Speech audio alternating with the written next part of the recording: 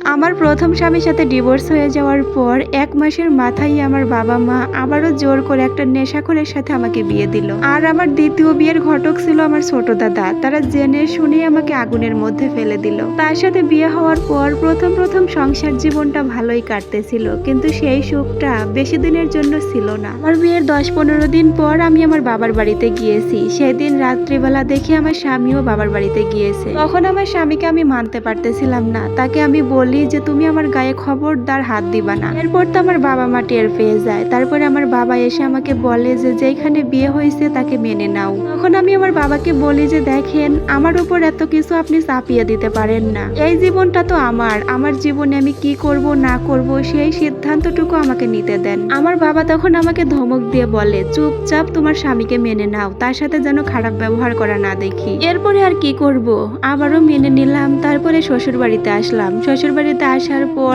আমার উপর তারা যৌতুকের চাপ দিতে থাকে। আমার বাবা তখন আমার স্বামীকে ২৫,০০০ টাকা দিল। সেই টাকাটা আমার স্বামী একদিনের ভিতরে নেশা খেয়ে উড়িয়ে দিল। তাছাড়া আমার দ্বিতীয় বিয়ে অনুযায়ী আমার বাবার বাড়ি থেকে যা যা জিনিসপত্র দেওয়ার ছিল সবকিছুই দিয়ে দিয়েছিল। তার সাথে তো আমার বাবা যৌতুকের টাকা হিসেবে ১ লক্ষ টাকাও দেয়, কিন্তু আমার শাশুড়ির আর আমার স্বামীর কিছুতেই মন ভরে না। আমার বাবা যখন ১ লক্ষ টাকা যৌতুক হিসাবে আমার জন্য দেয়, তখন ওই টাকাটা আমার শাশুড়ি নিয়ে তার মেয়ের শ্বশুর বাড়িতে দেয়। কারণ আমার ননদ রিলেশন করে বড়লোক ফ্যামিলির এক ছেলেকে পটিয়ে বিয়ে করেছে। সেই ফ্যামিলিতে থাকতে হলে তো যৌতুক হিসেবে কিছু একটা দিতে হবে, কিন্তু আমার শাশুড়ি কোথা থেকে দিবে? এই জন্য আমার বাবার বাড়ির টাকা দিয়ে তার মেয়েকে সে যৌতুক দেয়। যদিও প্রথমে আমি তেমন কিছুই বলিনি। তারপর আমার স্বামীকে বললাম যে সব টাকাটাই তো তোমার বোনকে দিয়ে দিলা, আমাদের কি কোনো ভবিষ্যৎ নাই? এই কথাটা আমার স্বামীকে বলা মাত্রই আমার শাশুড়ি, আমার নানি শাশুড়ি, তারা সবাই শুনতে পেয়ে যায়। এরপরে তারা ৩ জনে মিলে আমাকে মারে, আমার শাশুড়ি, আমার নানি শাশুড়ি আর আমার স্বামী। আমার শাশুড়ির অনেক জেদ, তিনি আমার শ্বশুর বাড়িতে যায় না। আমার শ্বশুর মানুষ হিসেবে খুবই ভালো মানুষ। শুধুমাত্র আমার শাশুড়ির এত জেদের কারণে আমার শ্বশুর আবারও দ্বিতীয় বিয়ে করেছেন। তার দ্বিতীয় বউকে নিয়ে আমার শ্বশুর আলাদা বাড়িতে থাকে।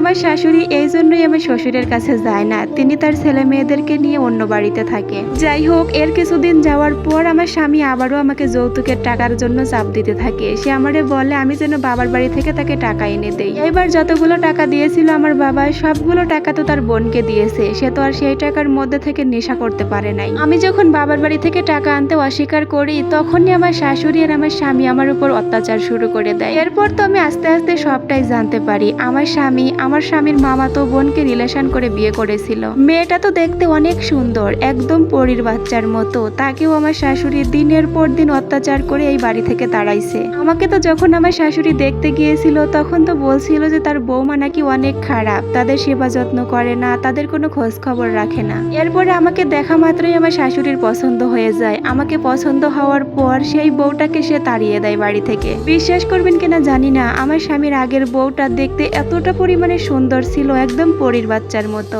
শুধুমাত্র টাকার লোভে পড়ে ওই মেয়েটাকে বাড়ি থেকে ওরা তাড়াইছে, ওরা ডিভোর্স দেওয়াইছে। এখন তো আমি বাবার বাড়ি থেকে যতদিন পর্যন্ত টাকা এনে তাদেরকে দিতে পারছি, ততদিন পর্যন্ত আমি ভালো ছিলাম। এখন আমি টাকা দিতে পারি না, আমিও ভালো না। আমার কিন্তু এখানে দ্বিতীয় বিয়ে হয়েছে। আমার দ্বিতীয় বিয়ে অনুযায়ী আমার বাবা শ্বশুর বাড়িতে যথেষ্ট পরিমাণে দিয়েছে, তারপরেও আমার শাশুড়ির মন পাই না। একদিন তো আমার ননদের বাড়িতে আমার শাশুড়ির সাথে ননদকে আনতে গিয়েছিলাম। সেইখানে যাওয়ার পরেও আমার শাশুড়ি আমাকে অপমান করে। আমার বাবা তাকে এই দিল না, ওই দিল না, কতই না কথা আমাকে শোনাইলো। তারপরেও আমি কোনো কথারই প্রতিবাদ করলাম না, একদমই চুপচাপ বসেছিলাম। দিন যত যাচ্ছিল, আস্তে আস্তে যেন আমার শাশুড়ির চোখের বিষ হয়ে গিয়েছিলাম আমি। আমার তো তখন আমার বিয়ের আগেকার কথা মনে পড়তো। বিয়ের আগে আমার শাশুড়ি তার ছেলের বউ বানানোর জন্য আমাকে কতই না ভালোবাসতো, কত আদর করতো, আমাকে নাকি কখনো কষ্ট দিবে না। কিন্তু দেখেন, এখন আমার শাশুড়ি আমাকে ধরে ধরে মারে, আমার স্বামী মারে। তারা যখন আমাকে মারে, তখন আমার আগের স্বামীর কথা মনে পড়ে যায়। আমি তখন ভাবতাম যে আমি তো গুনার জাল ছিঁড়ে লোহার জালে এসে আটকে পড়েছি, কি করব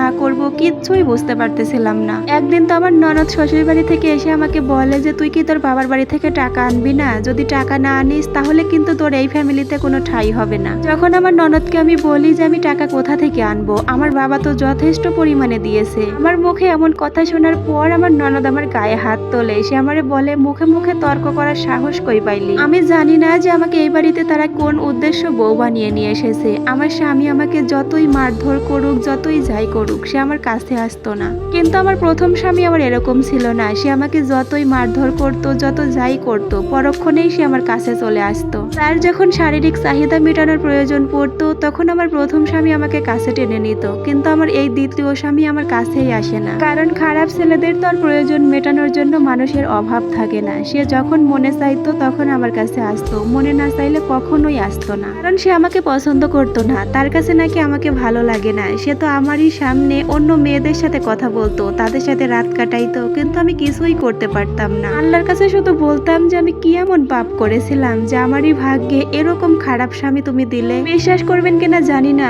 আমি যে আমার স্বামীর সাথে কিভাবে দিনগুলো পার করেছি সহ্য করার মতো না। আমার স্বামী তো আমাকে বিয়ে করার পর তার একটা মামাতো বোনের সাথে তার রিলেশন ছিল, সেই মেয়েটার সাথে সারা রাত জেগে কথা বলতো। খুবই বাজে বাজে ভাষায় আমার স্বামী তার সাথে কথা বলতো, তাকে জান বলে ডাকতো, তাকে বলতো যে তোমাকে ছাড়া আমি বাঁচবো না, তোমাকে না পেলে আমি মরে যাব।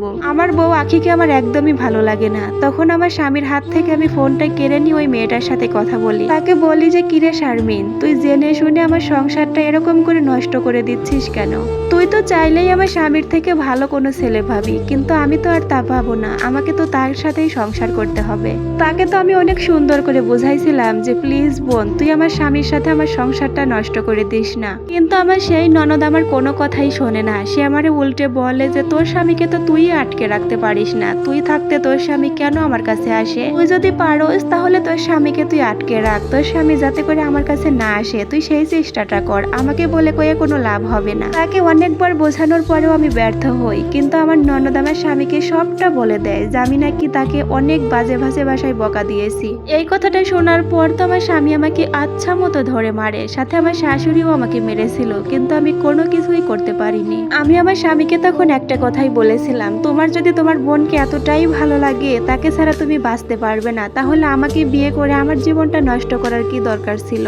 বিশ্বাস করবেন না, জীবনে আমার একটাই আফসোস, মাত্র 12-13 বছর বয়সে 2বার বিয়ে করলাম, যাকেই বিয়ে করি তার কাছ থেকেই ঠকে যাই। আল্লাহ যে আমার কপালে কি লিখে রেখেছে সেটা আমি জানি না। আমার শ্বশুর বাড়িতে আমাকে একদম দাসীর মতো পড়ে থাকতে হতো, ওই বাড়িতে আমার কোনো মূল্য ছিল না। আমার বিয়ের কিছুদিন আগে আমার নানা শ্বশুর প্যারালাইসিসড হয়ে যায়। আমার সেই নানা শ্বশুরকে টানানোর জন্যই আমাকে বিয়ে করাই। তার কাপড় ধোয়া থেকে শুরু করে পায়খানা প্রসাব যত কিছু আছে সবকিছুই আমাকে করা লাগতো। আমাকে তো একদম দাসীদের মতো খাটাইতো, দিনে রাতে 24টা ঘন্টা তারা আমাকে খাটাইতো, কখনোই রেস্ট করতে দিত না। মিথ্যা বলবো না, যখন আমার স্বামী, আমার শাশুড়ি, আমার ননদ, আমার নানি শাশুড়ি তারা সবাই মিলে আমাকে ধরে মারতো, তখন আমার নানা শ্বশুর শুধু চেয়ে চেয়ে দেখতো, কারণ সে তো আর চাইলেই কিছু করা পারতো না। পরে আমার নানা শ্বশুর কান্না করতে করতে আমাকে বলতো, আখির রে তুই টেনশন করিস না, একদিন দেখবি সবই ঠিক হয়ে যাবে, আমি তোকে মন থেকে দোয়া করে দিলাম, দেখিস তোরও একদিন সুখ হবে। তখন আমি নানার মুখের দিকে তাকিয়ে মিষ্টি মিষ্টি হাসি দিতাম আর বলতাম, সুখ আমার জীবনে সেটা কখনোই হবে না নানা, নাকি আমার সুখের জন্য দোয়া করতে হবে না,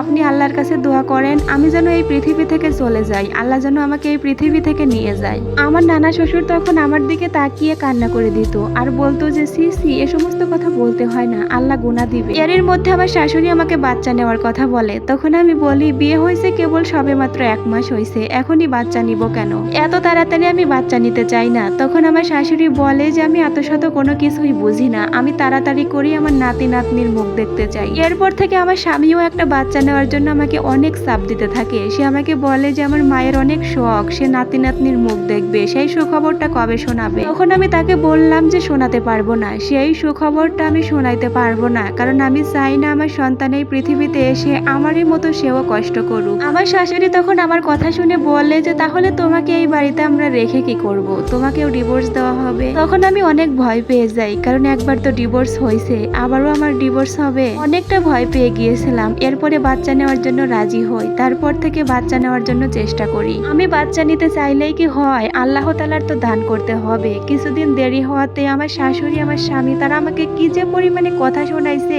সেটা বলার বাহিরে। আমি নাকি বাঞ্জা, আমার নাকি কোনোদিনও বাচ্চা হবে না, আমি নাকি তাদেরকে নাতি নাতনির মুখ দেখাইতে পারবো না। একদিন তো আমার শাশুড়ি আমার স্বামীকে বলে যে বাবা তুমি তোমার বউ বউকে নিয়ে ডক্টরের কাছে যাও। ডক্টর যদি বলে যে তোমার বউর বাচ্চা হবে না, তাহলে এই বউ আমরা রাখবো না, ওকেও ডিভোর্স দেওয়া হবে। এরপরে আমার স্বামী আমাকে নিয়ে ডক্টরের কাছে গেল। ডক্টরের কাছে যাওয়ার পর অনেকগুলো টেস্ট করতে দিল ডক্টর আমাদের। আচ্ছা যাই হোক, হ্যালো এভরিওয়ান, আসসালামু আলাইকুম। আমি সেলিনা সুলতানা। এতক্ষণ যাবত ধরে আখি নামের একটি মেয়ের বাস্তব জীবন গল্প আপনাদের সাথে পড়ে শোনাচ্ছিলাম। এটা কিনা ছিল এই গল্পের 7তম পার্ট। এই গল্পের 8তম পার্ট দেখতে চাইলে অবশ্যই পেজটা ফলো করে পাশে থাকবেন, যাতে করে আপলোড করার সাথে সাথে আপনার কাছে গিয়ে পৌঁছায়। হ্যাঁ, এই আপুটার স্টোরিটা শুনে আমার কাছে মনে হয় যে এখান থেকে অনেক কিছুই শিক্ষা নেওয়ার আছে। বিশেষ করে এই গল্পটা বাবা মায়েরা দেখে শিক্ষা নিতে পারবে। তাদের একটা ভুলের জন্য সন্তানের ফুলের মতো জীবনটা তারা নষ্ট করে দেয়। আপনারা কিন্তু এটা গল্প আকারে শুনতেছেন, কিন্তু এই কাহিনীগুলো কিন্তু এই আপুটার সাথে বাস্তব জীবনে ঘটেছে।